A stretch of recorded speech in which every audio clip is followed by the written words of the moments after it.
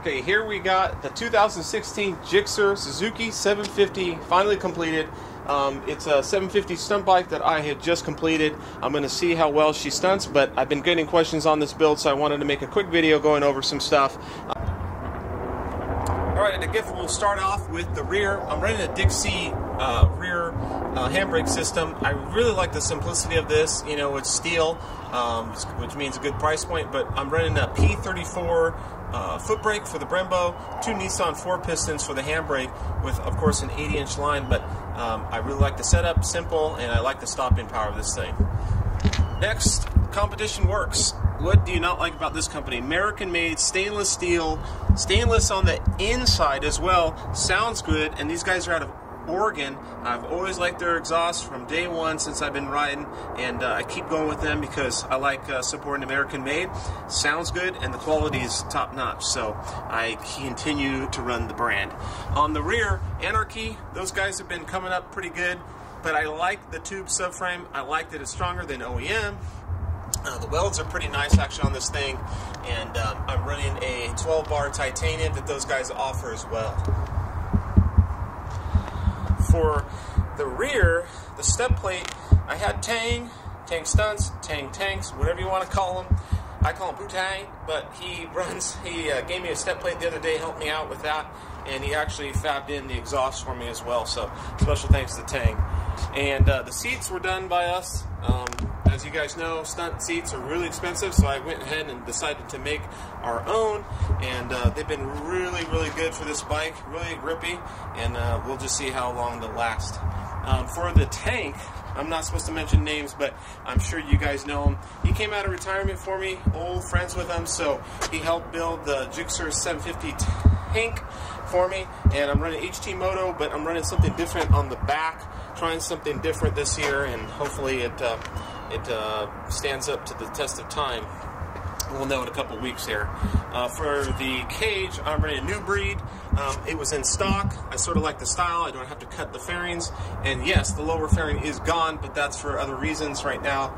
But I do like that it bolts right up, good protection, and it looks pretty good. So for the front, I get a lot of questions about the suspension. Since I'm 6'1", 200 pounds, I actually take out the fluid.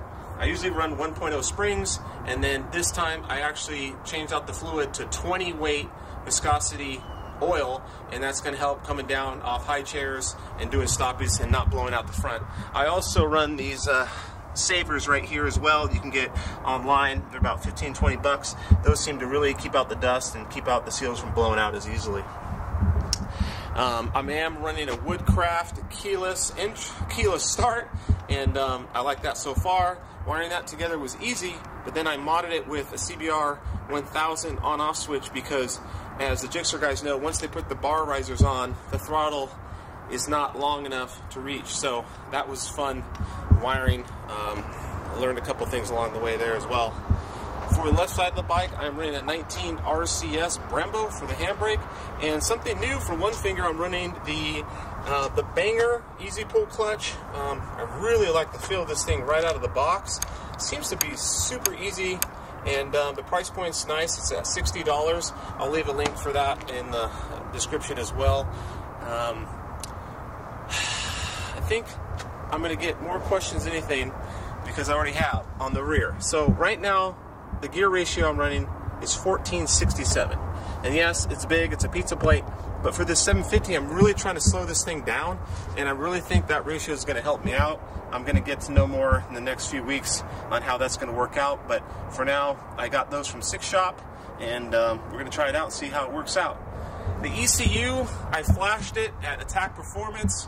Those guys flashed the ECU for me because as I started unplugging things I don't need, for stunt riding, like the exit valve and the exhaust, and running dual fans, and taking out the steering stabilizer, it's throwing error codes. So they got rid of those codes, gave me some more horsepower, and gave me some more torque. So I appreciate that from Attack Performance.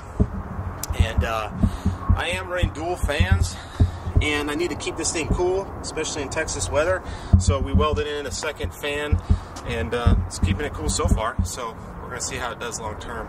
But the rear end, may be looking a little higher than most Gixxer riders, but I did that with a spacer in the rear, 5mm spacer, and I did that to get rid of the sag and put the rear end a little bit higher in the air and get a better feel when I'm riding. So those are just a couple of things I've done on the bike, and if you guys have any questions, feel free to ask. I try to answer a lot of them because if I can save you some pain, I will try. But overall, let's just jump on this thing and see what she's got. So thank you guys for checking it out. If you guys have any questions, let me know.